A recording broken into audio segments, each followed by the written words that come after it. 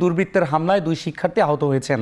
একজনকে উদ্ধার করে চট্টগ্রাম মেডিকেলে ভর্তি করা হয়েছে। এই বিষয়ে জানাতে মেডিকেল থেকে যুক্ত হচ্ছেন সহকর্মী কাজী মাহফুজ। মাহফুজ, হামলার ঘটনার বিস্তারিত কিছু জানতে পেরেছেন কিনা আমাদেরকে জানাবেন।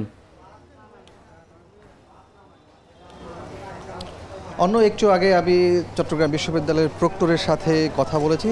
তার ভাষ্য অনুযায়ী সকাল 10টা 20 মিনিটে চট্টগ্রাম 16 শহর রেল স্টেশন থেকে বিশ্ববিদ্যালয়গামী যে ট্রেন, সেই ট্রেনে করে মূলত ওই 2 শিক্ষার্থী ক্যাম্পাসে যাচ্ছিলেন। তবে তারা যেই বগিতে ছিলেন ওই বগিতে অন্য কোনো যাত্রী ছিল না, যার কারণে এই সুযোগটি নিয়েছে ছিনতাইকারীরা।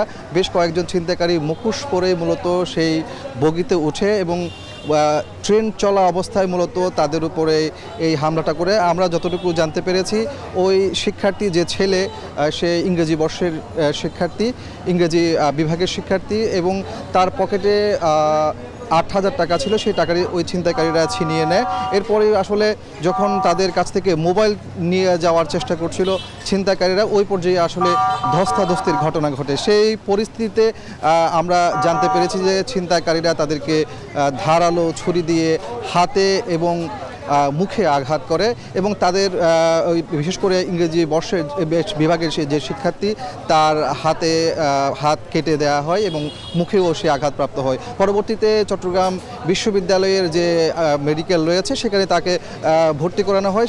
সেই জায়গাতে তার রক্ত বন্ধ করে পরবর্তীতে বিশ্ববিদ্যালয় কর্তৃপক্ষ তাকে চট্টগ্রাম মেডিকেল কলেজ হাসপাতালে ভর্তি করিয়েছে। তবে সে শঙ্কামুক্ত, তারা আমাদেরকে এমনটি জানিয়েছেন।